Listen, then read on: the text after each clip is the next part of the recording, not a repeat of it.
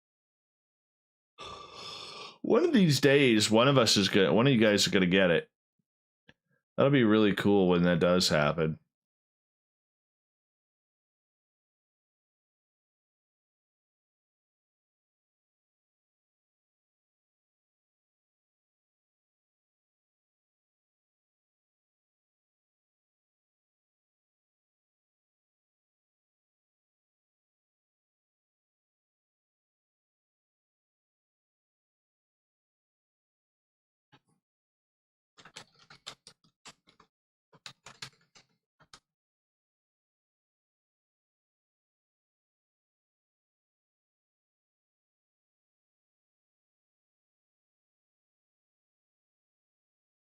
What part of the Lazar story do you question?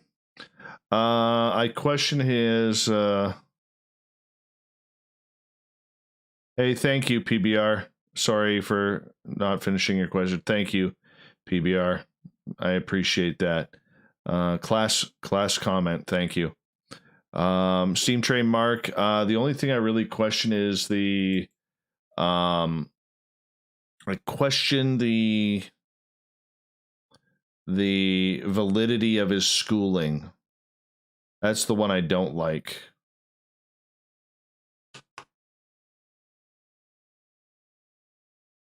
Davey, you're too kind, man. Thank you. I really appreciate that.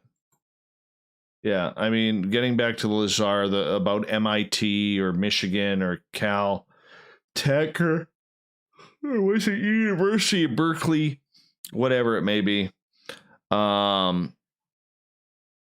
That's what I question. And the rest of the story, the rest of the story of him working there, him getting the job there, I believe Bob Lazar's story. There are certain parts I'm question, and they sound a little far-fetched, but for the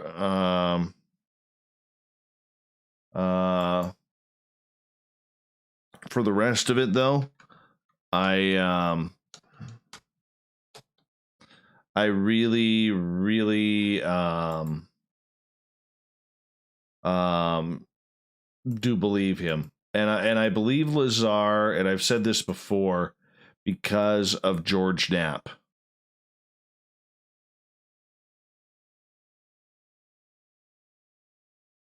Right. And the reason why I believe that is because I know what it's like to have to, working in a journalism background, you just cannot, on a story that big, you just cannot run the story. Your editors, your news directors, they all want proof. And you have to be able to provide that proof. Okay? You have to be, and I'm saying on a newsroom sense. So, like, you just can't go over to your editor and say, yeah, by the way, there's this dude who says he works on an alien spacecraft at some place called S4 at Area 51, and I'm going to do a story about it. Your editor is going to say, to hell you are. And so then you kind of get into a little bit of a talk with your editor or your news director and try and figure out, figure out why that story is so important to run. And if you can convince the editor that this is actually going on, or the editor is basically your boss or your news director, they're going to ask you for sources, and you're going to have to provide, on a story this big, probably anywhere from 6 to 10 different vetted sources. And on a smaller story, like, for instance, I broke a story when with the football team in Vancouver, the professional football team in Vancouver, when I worked in sports media, and I had 3 different players tell me what was going on and what was happening. And what was happening then, excuse me, was the head coach was about to go for heart bypass surgery. And so that's the story I broke. And anyways, I got it vetted, and before I put it on the air, I contacted my boss and I said, "This is what I got. What do you think?" And he's like, "Run it." He goes, "Your sources are solid. Run it." So that's what Knapp would have had to have gone through in order to get the story out there. It's a very, very difficult process. Okay? And it's not easy, and it's not fun, and you have to make sure that everybody is and says, excuse me, is who they are, who they say they are. And that's the tough one. Are they bullshitting you or not? And that's the angle over time that, or not over time, but that's the angle that George Knapp had to vet before putting Dennis on the news. So, from what I heard from George and a couple of other people, they had somewhere between 7 and 10 people who could confirm that they had seen Bob Lazar on Area 51 and S4 around the EG&G buildings and on Janet flights into the facility. All right, so Knapp at this time, you got to realize Knapp at that time was a reporter at KLAS for about 8 years. Okay, and he's not going to stake at that point. He is not going to stake his journalistic integrity on aliens. He's not going to stick his journalistic integrity on somebody he doesn't know at that point, claiming to work on spaceships. It's not really, it's not really how this whole thing works. All right. Journalists are very egocentric. They are very sarcastic. They are very snide. They are very they are very fickle with whom they associate with. And to see this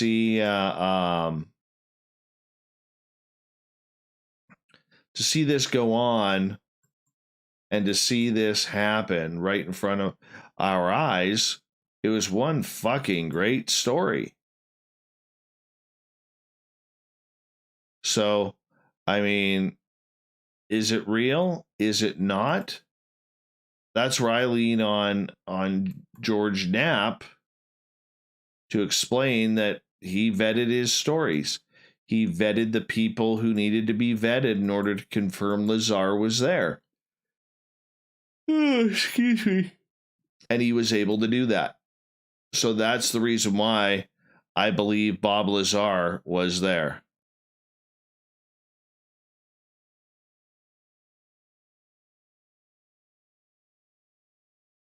How is that? Do do do do do do do do do do do do do do do do do do do do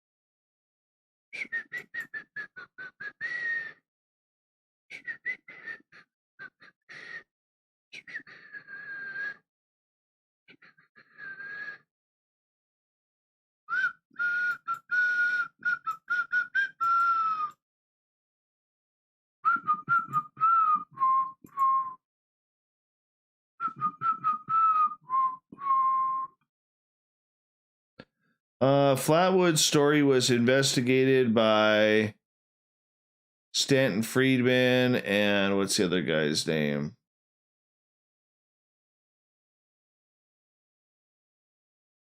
Davey, you're awesome.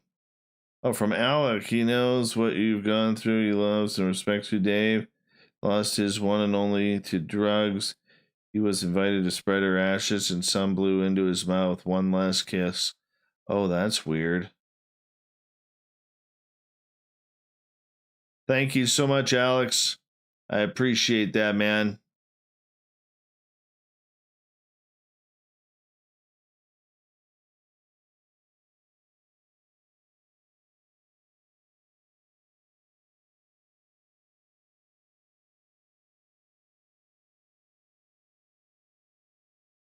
Frank Fascino. Thank you, Chris Mo. I appreciate that. Do do do do do do do do do do do do do do do. All right, we got 15 minutes to go over to the other chat room. I got one feed done.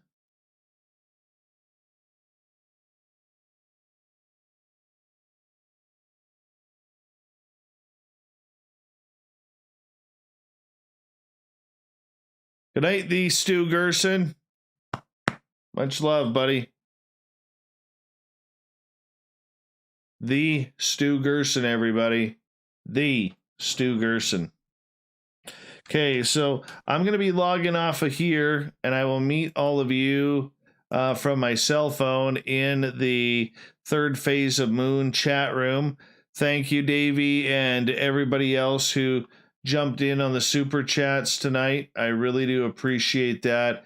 Much love to all of you. Thank you for letting me share my nephew's stories with you.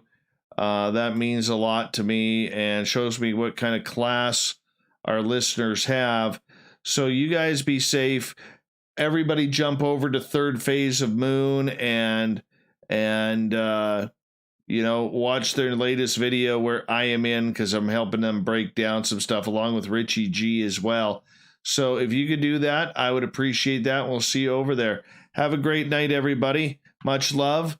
And I will talk to you on Monday